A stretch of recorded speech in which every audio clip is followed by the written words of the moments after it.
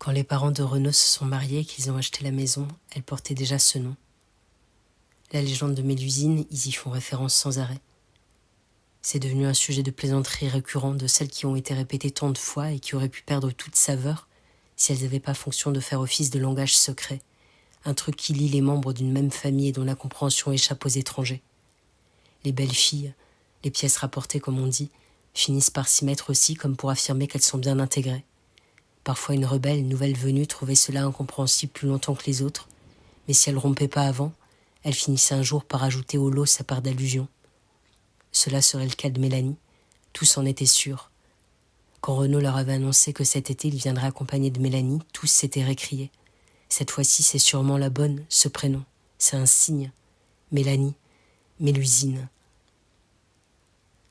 À tout propos, il y en a toujours un qui rajoute « Heureusement que c'est pas le samedi ». Et tous s'éclatent de rire. Pour le marché, par exemple. Alors que depuis les années qu'ils viennent ici, ils doivent bien le savoir qu'il a lieu mardi et vendredi en période estivale. Pour fixer le jour de la sortie en bateau vers Chaussée, pas le samedi, et leur rire. Il y a aussi les oreilles d'Antoine, dont tous se moquent dans un plaisir partagé. Elles sont à peine plus décollées que celles de Renaud. Ou encore les yeux de Guy, dont on rappelle en s'esclaffant qu'ils sont verrons. Mélanie ne peut tout de même pas s'approcher si près pour vérifier. Ces plaisanteries sont peut-être usuelles entre frères. Même si tous ici ont semblé contents de l'accueillir, quelque chose dans leur mode de communication l'exclut. Elle a bien tenté d'interroger Renaud. Il sourit alors d'un air qu'elle lui connaît pas mais reste évasif. Mais non, tout le monde t'adore. Pourtant il lui semble qu'ils ont décidé de la mettre à l'épreuve. Son humeur toujours joyeuse s'en ressent. Elle compte à présent les jours qu'il leur reste à dormir sous leur toit. Ce matin elle rentre de la plage.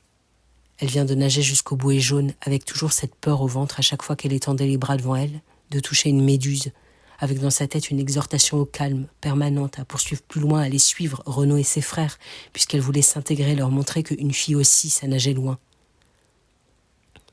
Et malgré les algues qui venaient emprisonner ses doigts, malgré l'opacité de la mer, elle avait nagé.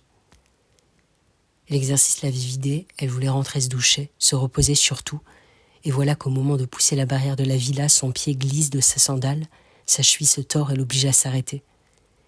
Elle est au bord des larmes, la fatigue, la douleur sans doute, quand Renaud arrive dans son dos, l'appelant « Mélusine ». Et voilà que les lettres argentées vissées aux lattes en PVC sortent de l'ombre dans laquelle les maintenait la villa d'en face, et elle comprend. Mieux encore lorsque Renaud lui raconte toute la légende de la fée Mélusine. Mélusine, qui vient du matin, mélus, mielleux, agréable, Mélusine, qui signifie merveille ou brouillard de mer. Condamnée par sa mère à devenir serpent en dessous du nombril chaque samedi, Mélusine pourra toutefois vivre une vie normale et enfanter une grande lignée si elle trouve un homme qui veuille l'épouser, à condition qu'elle ne se laisse pas voir de lui le samedi. Mais si jamais elle se séparait de son mari, elle retournerait sans fin aux tourments d'auparavant.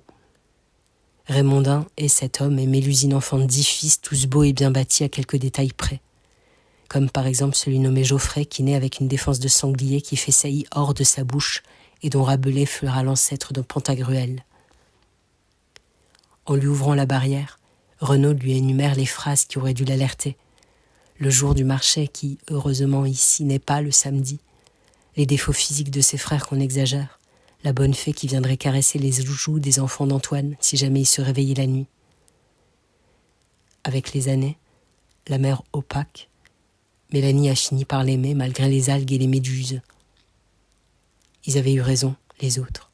Mélanie, c'était la bonne.